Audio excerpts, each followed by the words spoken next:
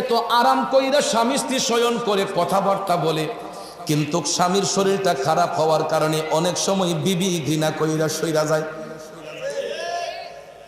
এই জন্য যুবক বন্ধুরা আমার, প্রেম যদি করতে হয় আমার নবীর সঙ্গে প্রেম করো, ভালো যদি বাসতে হয় আমার নবীকে ভালোবাসো। শরফুদ্দিন বুসুরি প্যারালাইসিস রোগ নিয়ে গর্ভবতী, কেউ ওনার সেবা করতে আসে না, তখন তিনি আমার দয়াল নবীর ভালোবাসা অন্তরে নিয়ে হাতের মধ্যে কলম নিয়ে তিনি লিখতে শুরু করলেন, মাওলায়া সাল্লি ওয়া সাল্লিম দাইমান আবাদান আলা হাবিবিকা খায়রিল খালকি কুল্লিহিম। এরপরে তিনি কলম হাতে নিয়ে লিখলেন, হুয়াল হাবিবুল্লাযী তুরজা শাফাআতুহু, সুবহানাল্লাহ, হুয়াল হাবিবুল্লাযী তুরজা শাফাআতুহু লিকুল্লি হাওলিম মিনাল আহওয়ালিল মুকতাহিমিন। একটা জবান বন্ধ রাখবেন না, চিৎকার মেরে কন্যা ইয়া রাসূলুল্লাহ। শরফুদ্দিন বুসুরি আমার নবীর ওসিলা নিয়া যখন তিনি নতে রাসূল লেখা শুরু করলেন, আমার নবীর শান যখন তিনি লেখা গাইতে শুরু করলেন, এটা গাইতে গাইতে, এটা লেখার পরে গাইতে গাইতে ওনার চোখের মধ্যে যখন ঘুম চলে আসলো, নারে তাকবীর, নারে রিসালাত। আজকের মাহফিলের প্রধান অতিথির আগমন, প্রধান অতিথির আগমন, মনিরুজ্জামান মনির ভাইয়ের আগমন। আমরা সকলে বলি মারহাবা। একটু দুরূদ শরীফ পড়েন, আল্লাহুম্মা সাল্লি আলা সাইয়্যিদিনা মুহাম্মাদ, আল্লাহুম্মা সাল্লি আলা মুহাম্মাদিনা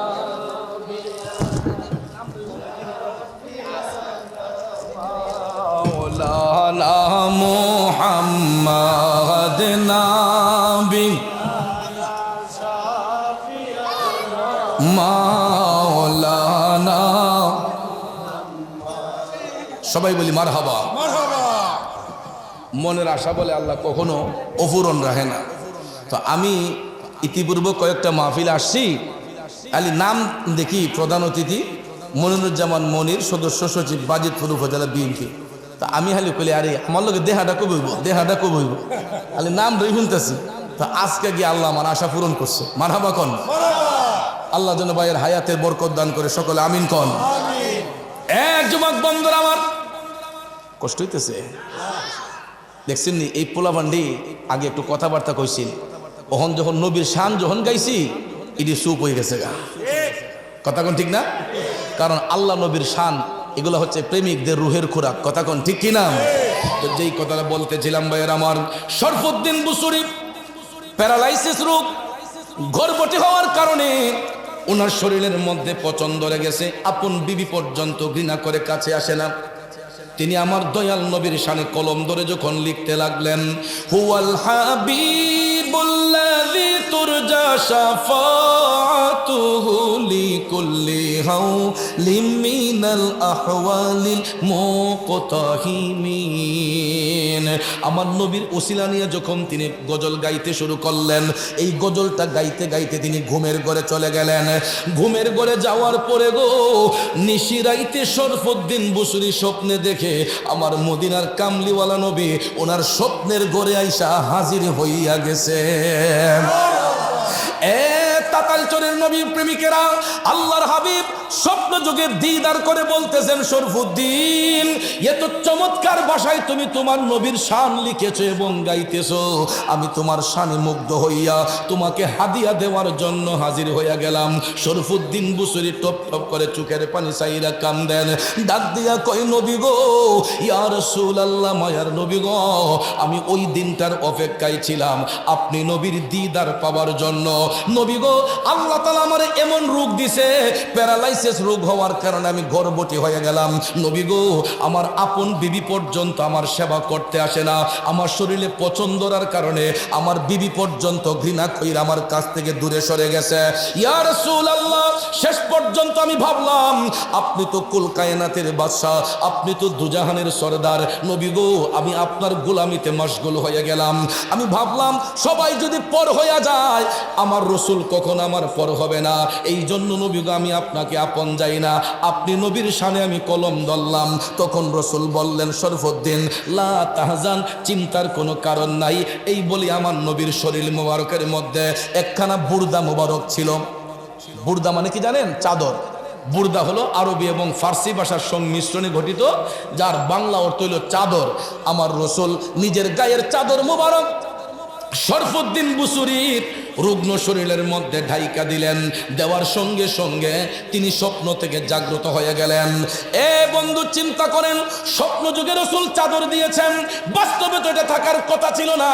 কিন্তু শরফুদ্দিন বুসুরি যখন স্বপ্ন থেকে জাগ্রত হইলেন, হওয়ার পরে দেখতেছেন আমার রসুল স্বপ্নের ঘরে যেই চাদর দিয়েছিলেন, বাস্তবিকই এই চাদরটা তার গায়ের মধ্যে জড়ানো।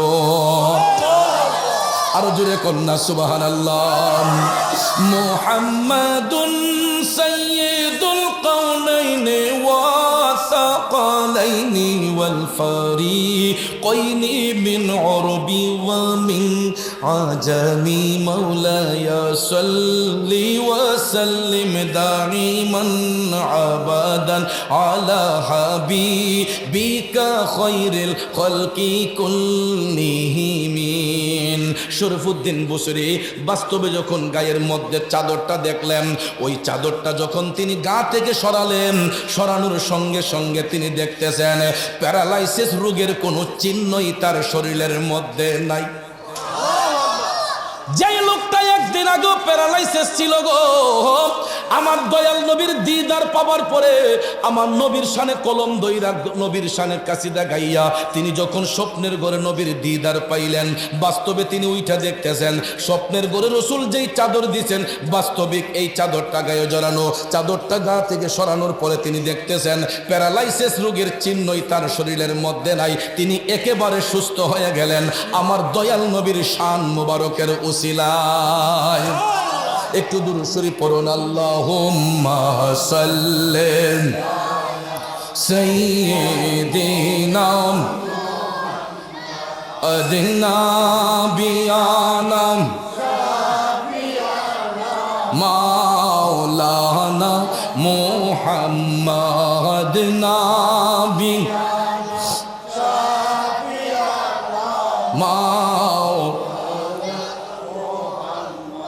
আমার বন্ধুরা, বাবাজিরা, যেই কথা আমি বলেছিলাম, এই জন্য আল্লাহ রাব্বুল আলামিন কোরআন শরীফে আদেশ করেছেন যে হে ঈমানদারেরা, তোমরা ইহুদি নাসারাদেরকে তোমাদের বন্ধু বানাইও না।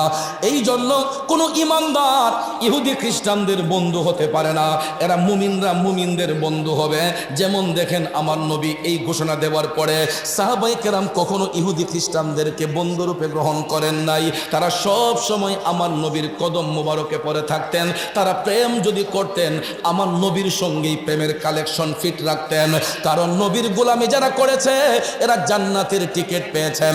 বাবাজিরা, আমার বন্ধুরা আমার, আজকে দেখবেন ডলার খায় অনেকে কালার পাল্টায়, ডলার খেয়ে কালার পাল্টায়, আমার রসুলকে বলে কাউবয়। তারপরে এত মিথ্যাচার দেখেন, আমার দয়াল নবী আম্মা জান খাদিজাতুল কুবরা রাদিয়াল্লাহু তাআলা আনহাকে নেকাহের বন্ধনে আবদ্ধ করেছেন। এমন কিছু মূর্খ সাহেব, মনির ভাই, 40 বছরের বুড়িকে 23 বছরের যুবকে বিয়ে করেছে সম্পদের লোভে। নাউজুবিল্লাহ কোন। এরকম বিশ্রী কথা যদি কোনো স্কলার, কোনো সাহেব যদি আমার দয়াল নবী শানে বলে, আপনারা বলেন তার কি ঈমান থাকে? না। এবং আমার রসুলকে যদি কেউ রাখাল ছেলে বলে, কাউবয় বলে, তাহলে তার কি ঈমানটা থাকে? না। বন্ধুরা আমার, বাবাজিরা আমার, আমি ধিক্কার জানাই ওই সমস্ত শায়েখদেরকে, ওই সমস্ত টাকাওয়ালাদেরকে ধিক্কার জানাই। কারণ পৃথিবীর মধ্যে সবচেয়ে বড় ইন্টারন্যাশনাল ধনী ব্যক্তি ছিলেন আমার নবীর প্রিয় সাহাবী হযরতে উসমান রাদিয়াল্লাহু তাআলা আনহু। আল্লাহ তাআলা এত সম্পদ দান করেছিলেন, হযরতে উসমান রাদিয়াল্লাহু তাআলা আনহু যদি ইচ্ছে করতেন তখনকার সময় তিনি অর্ধেকটা মদিনা শরীফ কিনে ফেলতে পারতেন। এত পরিমাণ সম্পদ আল্লাহ তাআলা হযরতে উসমান রাদিয়াল্লাহু তাআলা আনহুকে দান করেছেন। তিনি ইচ্ছে করলে তখনকার সময়ে অর্ধেকটা মদিনা শরীফ কিনতে পারতেন। কিন্তু এত টাকা পয়সা থাকার পরেও বিন্দু মাত্র অহংকার, রিয়া, ফখরিয়ত হযরতে উসমান রাদিয়াল্লাহু তাআলা আনহুর ছিল না। সব সময় তিনি মদিনার কামলিওয়ালা নবীর কদম মুবারকে পড়ে থাকতেন। এর একটা বাস্তবতা দেখুন, হাদিস শরীফের মধ্যে বর্ণনা এসেছে, একজন গরিব সাহাবী আমার মদিনার কামলিওয়ালা নবীর কদমে গিয়া সালাম দিলেন, আসসালাতু আসসালামু আলাইকা ইয়া রাসূলুল্লাহ। নবী গো,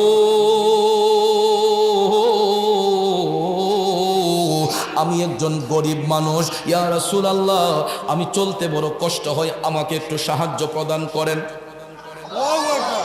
গরিব সাহাবী আমার রসুলের কাছে গিয়ে অ্যাপ্লিকেশন করলেন, ইয়া রাসূলুল্লাহ, আমার একটু সাহায্য প্রদান করেন। আপনারা বলেন আমার নবীর কাছে কোনো কমতি আছে? ইচ্ছে করলে রসুল মুহূর্তের মধ্যে ওই লোকটারে বাদশা বানায় দিতে পারতেন কিনা? পারতেন না? আমার রসুল উপস্থিত সময়ে ভাবলেন যে আমি তো তাকে মুহূর্তের মধ্যে দিতে পারি, কিন্তু না, আমি এখন আমার উসমানের ঈমানটা পরীক্ষা করব, যে গরিবদের প্রতি আমার উসমানের উদারতাটা কেমন। সুবহানাল্লাহ। অনেক সময় দেখবেন অনেক ব্যক্তিদের ধন দিয়ে আবার আল্লাহ নিয়ে যায়, হঠাৎ বড় লোক, হঠাৎ আবার ফকির। আছে না এরকম? কিছু কিছু বিত্তবান দেখবেন আমাদের সমাজে আছে, বড় বড় বিল্ডিং বানানোর পরে ড্রয়িং রুমে যখন দামি দামি সোফা এগুলা যখন কর্নার করে সাজিয়ে রাখে, গরিব মানুষ গেলে দেখবেন ড্রয়িং রুমে বসার সুযোগ দেয় না, এদেরকে বাড়ির বাহিরে রাখে, না জানি তার সোফাটা ময়লা হয়ে যায়। আছে না এরকম? অনেক সময় অনেক বড় লোক আছে গরিবদের সাথে হাত মিলাতে চায় না, হাত মিলালে মনে করে হাত নি ময়লা হয়ে যায়, আবার টিস্যু দিয়ে হাতটা মুছে চালায়। আছে না? বন্ধুরা আমার মদিনার কামলিওয়ালা নবী, মায়ার নবী, দয়ার নবী হযরত উসমান রাদিয়াল্লাহু তাআলা আনহুকে জ্ঞানী উপাধি দিয়েছিলেন। ধনী উপাধি দেওয়ার পরে এই গরিব সাহাবী যখন দয়াল নবীর কাছে সাহায্যের জন্য গেল, রসুল উপস্থিত সময়ে ভাবলেন, দেখি হযরত উসমানকে শুধু আমি নবীকেই ভালোবাসে নাকি গরিবদের প্রতিও তার উদারতাটা কেমন আছে, একটু জাস্টিফাই করার জন্য এই গরিব সাহাবীকে রসুল বললেন, উম্মত, তুমি এই মুহূর্তে আমার উসমানের কাছে যাও, যে আমি এখন তোমার কিছু দিতে পারছি না, তুমি আমার উসমানের বাড়িতে যাও, উসমানকে আল্লাহ অনেক সম্পদ দিয়েছে, সে তোমাকে দান করবে। তো গরিব সাহাবী তিনি ভাবলেন যে রসুল যেহেতু বলেছেন একটু যাইয়া দেখি। তখন এই গরিব সাহাবী হযরত উসমান রাদিয়াল্লাহু তাআলা আনহুর বাড়ির দিকে রওনা হলেন। রওনা হইয়া তিনি বাড়ির কাছে গিয়ে দেখতেছে হযরত উসমান ময়লাযুক্ত খেজুরগুলা, বালি মাখা খেজুরগুলা পানি দিয়া ধুইয়া একটা বালতির মাঝে জমাইতেছে। তো এই গরিব সাহাবী দেখে কয়, ওমা, রসুল দি বললো এবারটা শিল্পপতি, এলে দি কিপটা, কই ময়লাযুক্ত খেজুরগুলা পানি দিয়ে ধুইয়া বালতির জমাইতেছে, এবারটা নিজে খাইব কি আমারে দিব কি? না না না, উনি কখনো দানশীল হতে পারে না। তখন এই গরিব সাহাবী হাইটা হাইটা চলে গেলেন আমার দয়াল নবীর কদম মুবারকে। সুবহানাল্লাহ। কোন আমার রসুল দেখলেন ওই সাহাবী আমার মদিনার কামলিওয়ালা নবী যখন সাহাবীকে খালি হাতে দেখলেন, তখন মদিনার কামলিওয়ালা নবী ডাক দিয়া কয়, উম্মত, কি ব্যাপার, তুমি কি যাও নাই?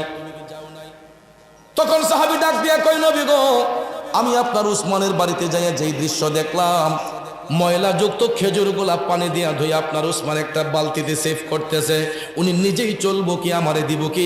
এই জন্য নবী গো আমি আপনার উসমানের কাছে কিছু চাই নাই, চলে এসেছি। দয়াল নবী মুস্কি মুস্কি হাইসা বললেন, উম্মত, তুমি আমার উসমান সম্পর্কে ধারণা রাখতে পারো নাই, যাও এখন আবার তুমি আমার উসমানের বাড়িতে যাও।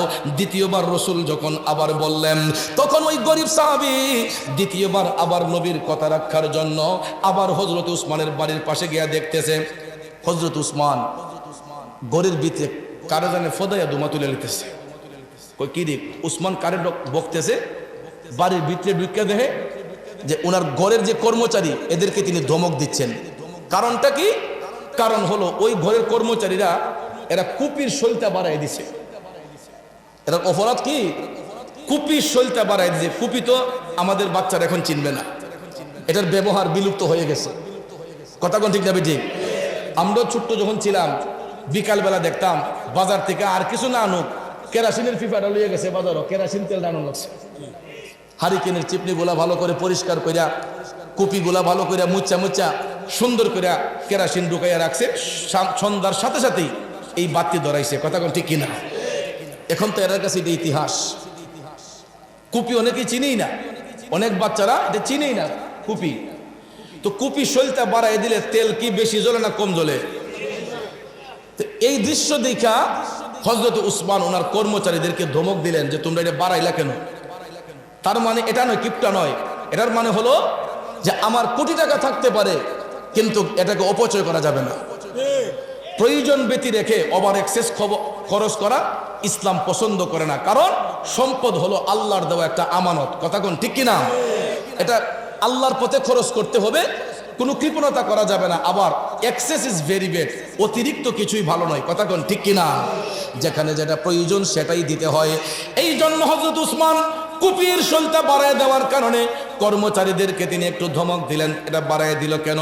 গরিব সাহাবী দেখা কয় সর্বনাশ, এত বড় শিল্পপতি একটু শৈলটা বাড়াই দিছি দিকা ফদাফদি। কয় আমি নিজে যদি এই জায়গায় থাকতাম জীবন আমার কর্মচারীদেরকে এই ধমক দিলাম নইলে।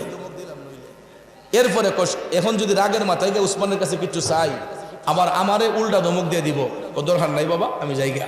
সে দ্বিতীয় দিন আবার নবীজির কদমে গেছে। রসুল দেখলেন খালি হাত। কি ব্যাপার, তুমি আজকেও খালি হাতে? কইয়া রাসূলুল্লাহ আর কইেন না, আপনার উসমানের যেই মিজাজ দেখিস আজকে রাগের মাথা, তার এলাকায় আমি কিছু চাইছি না। কুপির শৈলটা বাড়াই দেওয়ার কারণে কর্মচারীদেরকে ধমক দিল, ফদাফদি করলো, এই জন্য আমি কিছু চাই নাই, চলে এসেছে।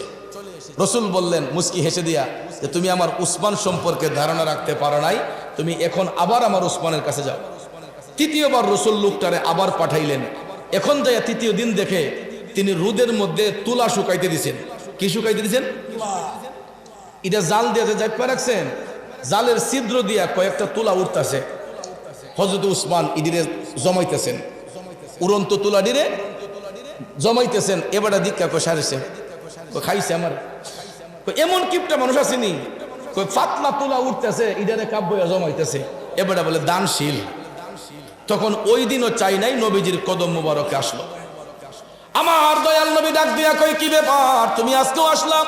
কই নবী গো, সামান্য পাতলা তুলা জালের ছিদ্র দিয়া উড়ে যাওয়ার কারণে আপনার উসমান এই তুলাগুলা লাফাইয়া জমাইতেছে, সে নিজেই চলবে কি আমারে দিবে কি, এই জন্য আমি চাই নাই, চলে আসছি। এবার দয়াল নবী ডাক দিয়া কই উম্মত, তুমি যে 3 দিন আমার উসমানের বাড়িতে গেলা, বলো তো 3 দিনের মধ্যে একদিনও কি আমার উসমানের সাথে তুমি সালাম বিনিময় করছো? কই ইয়া রাসূলুল্লাহ, আমি তো এখানে ভুল করছি, আমি তো একবারও সালাম বিনিময় করি নাই।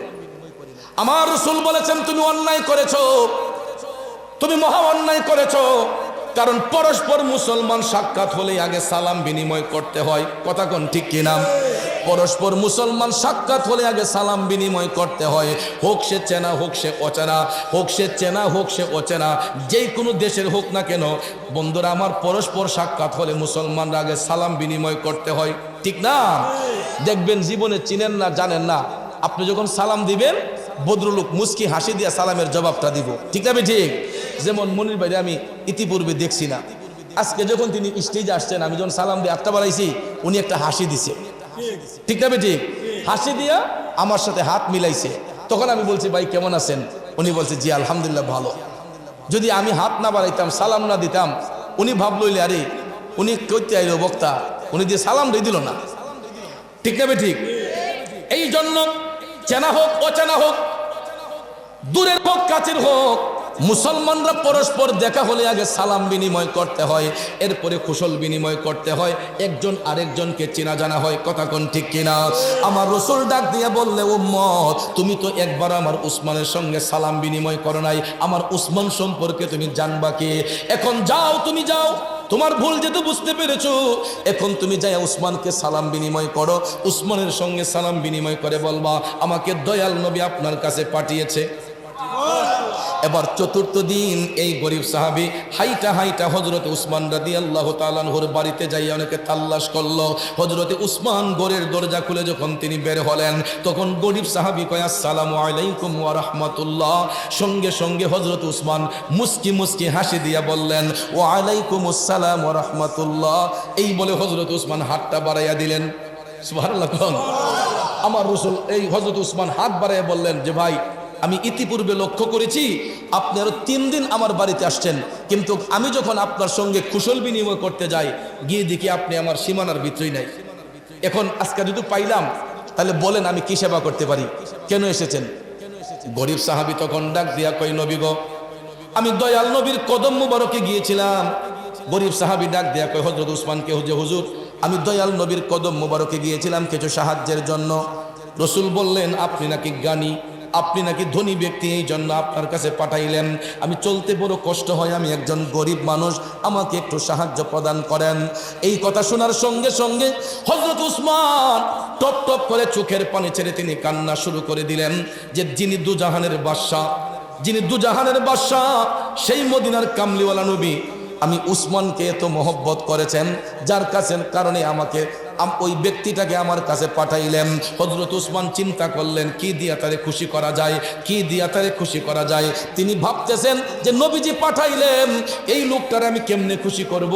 ভাবতে ভাবতে ভাবতে হঠাৎ করে হযরত উসমান তাকাইয়া দেখতেছেন অনেক দূরে একটা বিরাট বড় একটা উটের কাফেলা আসতেছে। সরু রেখার মতো দেখা যায়, প্রত্যেকটা উটের পিঠের মধ্যে মালামাল আছে, প্রত্যেকটা উটের পিঠে মালামাল।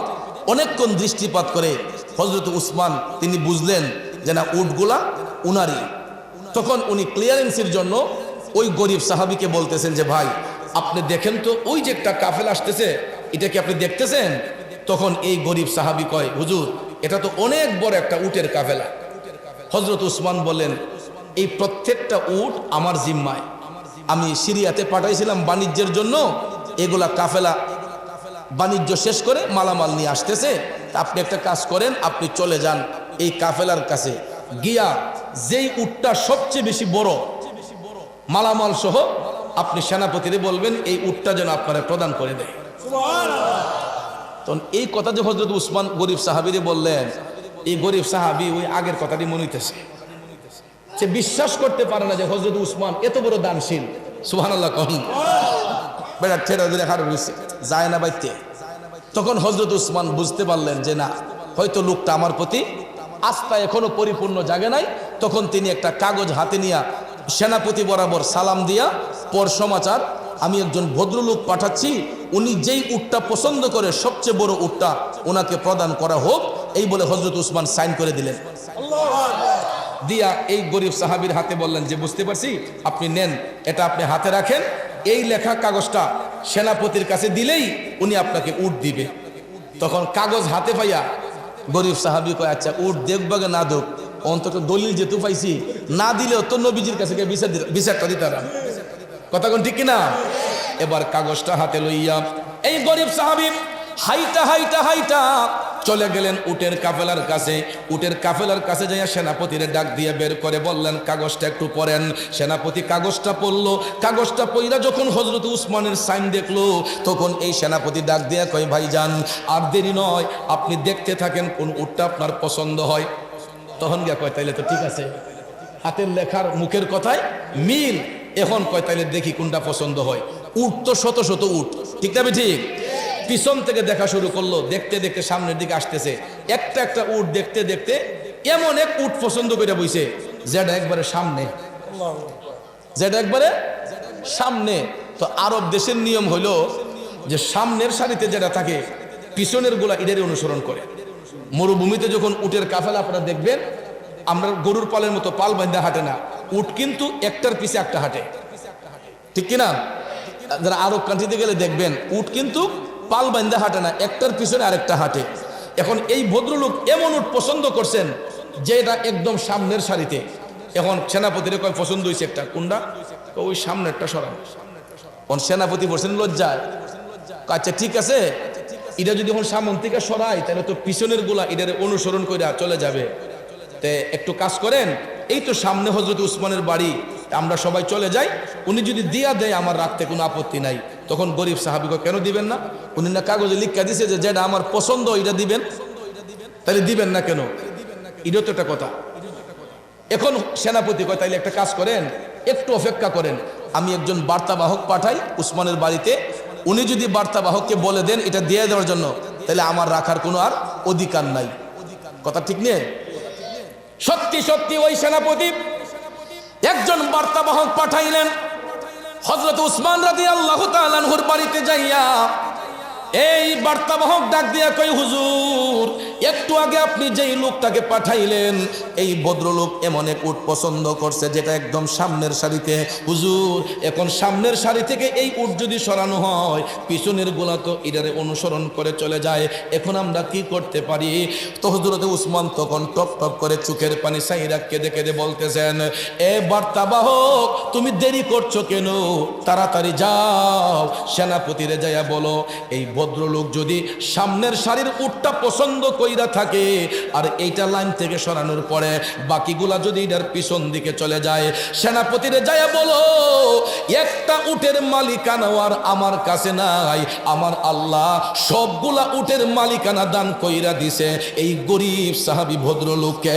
সেনাপতিরে যাইয়া বলো সবগুলা উট যেন এই ভদ্রলোকরে প্রদান করে দেওয়া হয়।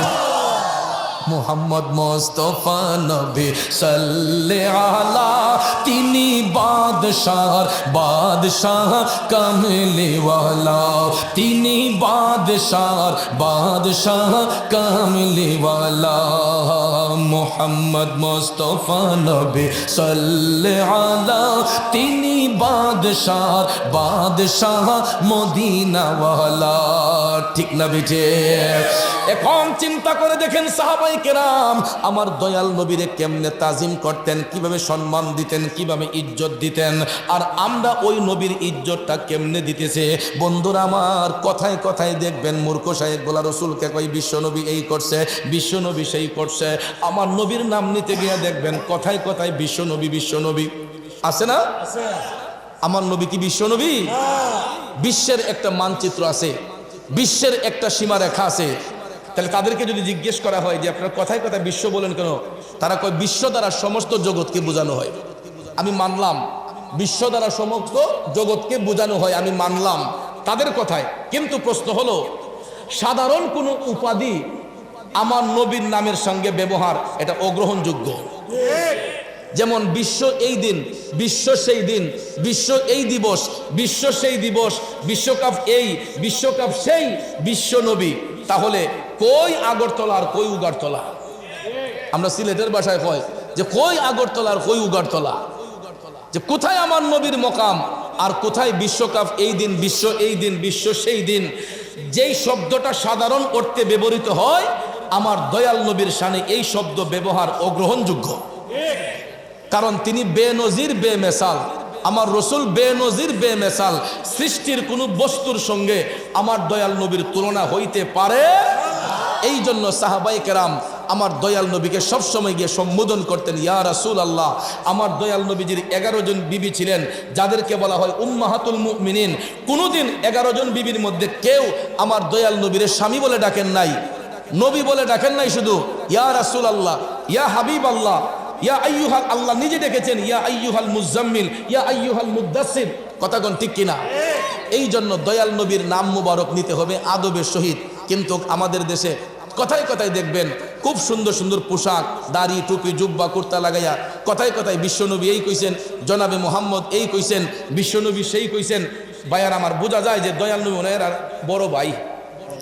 যেভাবে সম্বোধন করা হয় বোঝা যায় যে রসুল একদম সাধারণ একটা পার্সন, কিন্তু ভাইয়ার আমার তিনি হচ্ছেন সৃষ্টির মূল।